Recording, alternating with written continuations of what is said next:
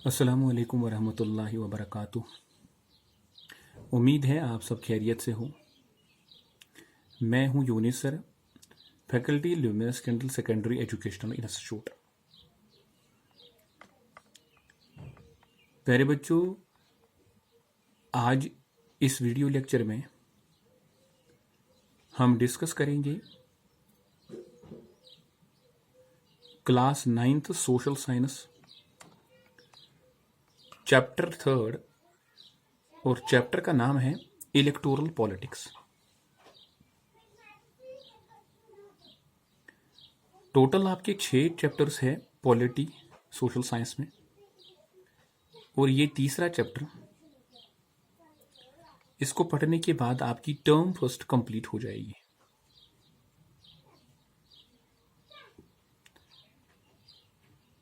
इस चैप्टर में हमने डिस्कस करना है कि इलेक्टोरल पॉलिटिक्स क्या होता है और इलेक्टोरल पॉलिटिक्स कितना ज़रूरी है डेमोक्रेटिक कंट्री में। In chapter you will understand how the representatives are elected. इस वाले चैप्टर में आप ये समझ पाएंगे कि जो रिप्रेजेंटेटिव्स को हम इलेक्ट करते हैं, जो एमएलएज एमपीज को हम बनाते हैं, उसका क्या प्रोसीजर है और किस प्रोसीजर के हिसाब से उनको इलेक्ट किया जाता है। This chapter begins with the topic why elections are necessary and useful in democracy. इस वाले चैप्टर में आप ये भी अंडरस्टैंड कर पाएंगे कि इलेक्शंस जो होते हैं डेमोक्रेटिक कंट्री में, डेमोक्रेसी में, वो क्यों और कितना जरूरी होते हैं। Then it further explains how electoral competition among the parties serves the people. और उसके बाद आपको ये भी पता चल जाएगा, आप ये भी समझ पाएंगे कि जो ये इलेक्टोरल कंपटीशन होता है, एक पॉलिटिकल पार्टी को दूसरे पॉलिटिकल पार्टी के साथ, हर एक पॉलिटिकल पार्टी यही चाहती है कि हम ही सत्ता में आए, हम ही पावर में आए, हम ही गवर्नमेंट में आए। तो इस वाले इलेक्टोरल कंपटीशन में लोगों का क्या फायदा है। The basic idea that this chapter tries to convey is to distinguish democratic elections from non democratic elections. आगे आप ये भी समझ पाएंगे कि डेमोक्रेटिक इलेक्शन और नॉन डेमोक्रेटिक इलेक्शंस, जो डेमोक्रेटिक गवर्नमेंट होती है उसमें जो इलेक्शन होते हैं वो कितना डिफरेंट है नॉन डेमोक्रेटिक इलेक्शंस में। नॉन डेमोक्रेटिक इलेक्शंस और डेमोक्रेटिक इलेक्शंस, इसमें डिस्टिंग्विश, इसमें डिफरेंस कितनी है, ये भी आप इस चैप्टर में क्लियर हो जाएगा। You will get to know the points that makes a election democratic. क्या क्या पॉइंट्स है, कौन कौन से तरीके ऐसे हैं जिन तरीकों के आधार पर जो इलेक्शन यहां पे होते हैं वो डेमोक्रेटिक होते हैं। तो let start our first topic. और हमारा पहला टॉपिक इसमें है why do we need elections. एक डेमोक्रेटिक कंट्री में इलेक्शन का होना क्यों जरूरी है। Elections take place regularly in any democracy.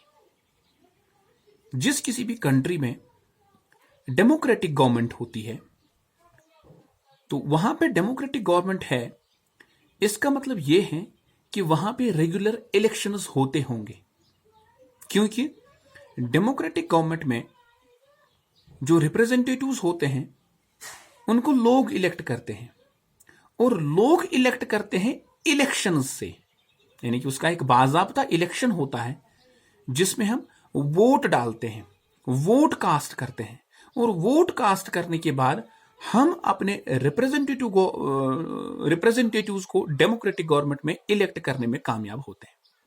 तो रिप्रेजेंटेटिव्स को इलेक्ट करने के लिए इलेक्शन का होना बहुत जरूरी है, ताकि हम गवर्नमेंट बना सके, ताकि गवर्नमेंट हमारे लिए अच्छा काम कर सके, और जिस किसी भी गवर्नमेंट को ये बनाना चाहते हैं उसी को बना सकते हैं। There are more than 100 countries in the world. in which elections take place to choose a people's representatives. आज इस पूरे वर्ल्ड में अगर देखेंगे 100 से ज्यादा कंट्रीज ऐसी दुनिया में हैं जहां पे एक प्रोसीजर, इलेक्शन का प्रोसीजर होता है, जहां पे लोगों के रिप्रेजेंटेटिव्स को चुना जाता है by the process of elections, election के प्रोसेस के जरिए से. The mechanism by which people can choose the representatives at regular intervals and change them whenever they want two is called an election. So election क्या होता है? Election एक mechanism होता है जिसमें लोग जो होते हैं वो अपने रिप्रेजेंटेटिव्स को चुनते हैं रेगुलर इंटरवल्स पे, यानी कि इंडिया में 5-5 साल के बाद यहां पे इलेक्शंस होते हैं. And change them in case अगर उनको लगता है कि जिन रिप्रेजेंटेटिव्स को हमने चुना है, जिनको हमने पावर में लाया है, वो हमारे लिए फायदेमंद साबित नहीं हो सकते, तो वो उनको चेंज भी कर सकते हैं वेन एवर दे वांट, जब भी कभी कभार वो चाहेंगे. तो इस मैकेनिज्म को क्या बोलते हैं? इलेक्शन बोलते हैं.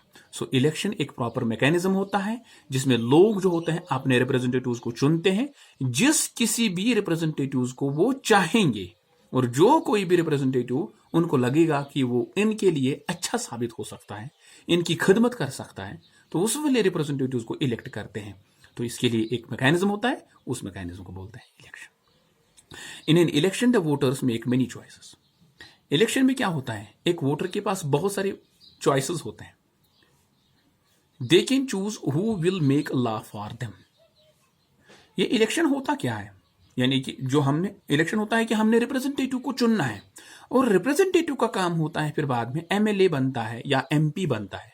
और एमएलए हो या एमपी हो, कंट्री में होता है पार्लियामेंट में होता है एमपी, और स्टेट में होता है एमएलए.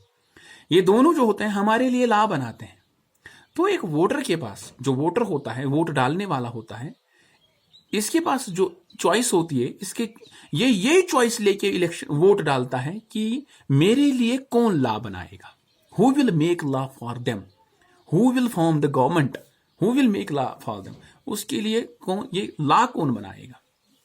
तो यानी कि हम यहाँ पे रिप्रेजेंटेटिव इस लिहाज से बनाते हैं, ये सोच लेके बनाते हैं कि ये इस रिप्रेजेंटेटिव को कल को जाके मेरे ऊपर ही लॉ बनाना है.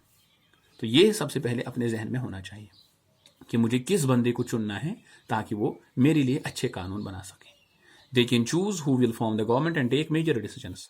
और दूसरा, इसके माइंड में ये होना चाहिए कि मैं क्या काम करने जा रहा हूं. मैं एक गवर्नमेंट बनाने जा रहा हूं. मेरे वोट डालने से एक गवर्नमेंट बनेगी, और वहां गवर्नमेंट जो होते हैं फिर बाद में बड़े बड़े डिसीजंस लेते हैं, बड़े बड़े जो होते हैं स्कीम्स वगैरह दिया करते हैं, बड़े बड़े लॉज फ्रेम अप करते हैं. तो वोटर के पास दूसरा एक चॉइस होता है कि इसको ये सोच लेके वोट डालना चाहिए, ये सोच लेके वोट डालता है कि मैं एक गवर्नमेंट बना रहा हूं, और गवर्नमेंट वही बना रहा हूं जो मेरे लिए अच्छा और मुफीद साबित हो सकता है. लिहाजा they can choose who will form the government. They can choose a party whose policies will guide the government and law making. और इसके अलावा गवर्नमेंट क्या होता है? गवर्नमेंट में कौन होता है? गवर्नमेंट में पॉलिटिकल पार्टीज होती है. तो ये रिप्रेजेंटेटिव जो होते हैं ना, ये अलग अलग पॉलिटिकल पार्टी से होते हैं. लिहाजा ये सोच भी, ये जहन भी इसका होना चाहिए, ये सोच भी इसका होता है कि मैं एक पार्टी कैंडिडेट को बना रहा हूं, और ये पार्टी कैंडिडेट कल को जाके यहाँ के स्टेट लेजिस्लेचर में, यहाँ के पार्लियामेंट में जाएगा, और वहां पे मेरे लिए जो है लॉ बनाएगा. लेकिन पार्टी को भी मद्देनजर रखा जाता है. क्यों? क्योंकि हर एक पार्टी की अपनी अपनी आइडियोलॉजी होती है, हर एक पार्टी का अपना एक मेमोरेंडम होता है. तो उस मेमोरेंडम को लेके एक वोटर को देखना चाहिए कि किसकी अच्छी आइडियोलॉजी है, उस आइडियोलॉजी को मैं वोट डाल रहा हूं. लिहाजा इलेक्शन बहुत जरूरी है. इन सारी चीजों के लिए इलेक्शन जो होता है बहुत जरूरी होता है. तो इलेक्शन में हम लोग क्या बनाते हैं? इलेक्शन में हम रिप्रेजेंटेटिव्स को बनाते हैं, वही फिर हमें लॉज बनाते हैं, और हम गवर्नमेंट बनाते हैं. गवर्नमेंट फिर बाद में बहुत बड़े बड़े डिसीजन हमारे लिए ही लेती है. और तीसरा, दे कैन चूज द पार्टी, और हम किसी पार्टी को वोट डालते हैं. या इसके अलावा इंडिपेंडेंट भी हो सकता है, कोई कैंडिडेट इंडिपेंडेंट भी हो सकता है। लेकिन अक्सर जो यहाँ पे गवर्नमेंट जो बनती है वो पॉलिटिकल पार्टी से ही बनती है, और पॉलिटिकल पार्टी की अपनी अपनी आइडियोलॉजी, अपनी अपनी पॉलिसी होती है। लिहाजा पॉलिसी को देख के वोट डालो, पॉलिसी को देख के वोट डालना चाहिए, और साथ साथ में आइडियोलॉजी और साथ साथ में अपना अपना एक मेमोरेंडम होता है। इसके अलावा हमारा दूसरा टॉपिक इसमें क्या है, what makes an election democratic. कौन सी चीज इलेक्शन को डेमोक्रेटिक बनाती है। Minimum conditions of a democratic election include the following points. क्या क्या पॉइंट्स होने, क्या क्या कंडीशंस होने चाहिए, कौन कौन सी पॉइंट्स जो है इलेक्शन को डेमोक्रेटिक बनाते हैं। सबसे पहला, everyone should be able to choose their own representative. हर एक इंसान को above the age of 18 plus जो भी होगा, उस इंसान को, उस शख्स को, he should be able to choose their own representative. किसी जबरदस्ती, किसी प्रेशर के बगैर उसको ये हक होना चाहिए कि वो जिस किसी भी रिप्रेजेंटेटिव को बनाना चाहता है बना सकता है। दूसरा, parties and candidates should be free to contest election and should offer some real choice to the voters. जो पार्टीज होते हैं या जो कैंडिडेट्स इन पार्टीज ने उठाए हुए होते हैं, दे शुड बी फ्री, ये आजाद होने चाहिए टू कंटेस्ट इलेक्शन। यानी कि इसको जो पार्टी जो होती है ये मजबूरी में नहीं हो, मजबूरी में कोई भी पार्टी नहीं उठनी चाहिए, और मजबूरी में कोई भी पार्टी पॉलिटिक्स में नहीं आनी चाहिए। और जो कैंडिडेट इन पॉलिटिकल पार्टी से है, उस कैंडिडेट का एक फ्री चॉइस होनी चाहिए, इसका एक फ्री इंटरेस्ट होना चाहिए, जबरदस्ती में इसके साथ नहीं होनी चाहिए। लिहाजा ये जो पार्टी और कैंडिडेट्स होते हैं ये फ्री होने चाहिए इलेक्शंस में, और साथ साथ में they should offer some real choice to the voters. और इनको वोटर्स को क्या, वोटर्स को रियल चॉइसेस देने हैं, रियल चॉइसेस देनी है। मतलब कि आप अगर हमें वोट डालेंगे, आप हमें अगर सत्ता में, अगर पावर में हमें लाएंगे तो हम आपके लिए ये काम करेंगे। तो इस वाली लालच में आके ये जो है ये वोटर्स को अपने ओर अट्रैक्ट करके वोट हासिल कर सकते हैं। Elections must be held regularly after every few years. यहाँ पे इलेक्शंस रेगुलरली होने चाहिए। इंडिया में हर 5-5 साल के बाद इलेक्शन नया होता है, ताकि इस पॉलिटिकल पार्टी की टर्म कंप्लीट होने के बाद, इसका वर्क कंप्लीट होने के बाद लोगों को और एक चॉइस दें कि आप इन 5 सालों में आप मुतफिक हैं इस पॉलिटिकल पार्टी से, ठीक है, नहीं है तो भी वोट। यहाँ पे इलेक्शन नए प्रोसेस के जरिए से ये देखा जाता है कि क्या यही पॉलिटिकल पार्टी फिर वजूद में आएगी या कोई और पॉलिटिकल पार्टी वजूद में आ सकती है। सो ये चीज इलेक्शन को डेमोक्रेटिक बनाती है, यानी कि हर 5 साल के बाद इलेक्शन होता है। यहाँ पे हर एक कैंडिडेट फ्रीली कंटेस्ट करता है इलेक्शन, ये रियल चॉइसेस देता है वोटर्स को, और हर एक व्यक्ति जो है अपने रिप्रेजेंटेटिव, जिस किसी को चाहेगा वो अपने अपने रिप्रेजेंटेटिव को चुनता है। The candidate preferred by the people should get elected. और वही इंसान, वही कैंडिडेट एमएलए बनना चाहिए, वही कैंडिडेट एमपी बनना चाहिए जिसको लोगों ने इलेक्ट किया हो, जिसको लोगों ने वोट डाला हो। और इतना ही नहीं, यानी कि हम जिस कैंडिडेट को ज्यादा वोट्स आएंगे वही कैंडिडेट जो है एमपी या एमएलए बनता है। Elections should be conducted in free and fair manner where people can choose any as they really wish. Elections जो होते हैं ना, इलेक्शंस फ्रीली होने चाहिए, यानी कि इलेक्शंस में कोई पैसा हमें खर्च नहीं करना है वोटर को। इलेक्शंस फ्री और फेयर होने चाहिए, और इसमें कोई धांधली वगैरह नहीं होनी चाहिए। इस फ्री और फ्री मैनर में लोग जो है उनको एक अच्छे से आप उनको चॉइस देंगे कि आप जिस किसी भी कैंडिडेट को बनाना चाहेंगे आप फ्रीली उसको बना सकते हैं। तो मुझे उम्मीद है आपको ये चैप्टर जो है अच्छे से, ये टॉपिक जो है अच्छे से समझ में आया होगा। तो इस वाले टॉपिक में हम फिर से थोड़ा बहुत रिवाइव करना चाहेंगे कि हमने इस टॉपिक में क्लियर क्या क्या किया। हमने इसमें टोटल 2 टॉपिक्स आज पढ़े। सबसे पहला इलेक्टोरल पॉलिटिक्स में हमने पढ़ा why do we need elections, हमें इलेक्शंस क्यों जरूरी है, इलेक्शंस हमें क्यों जरूरी है। और दूसरा हमने देखा कि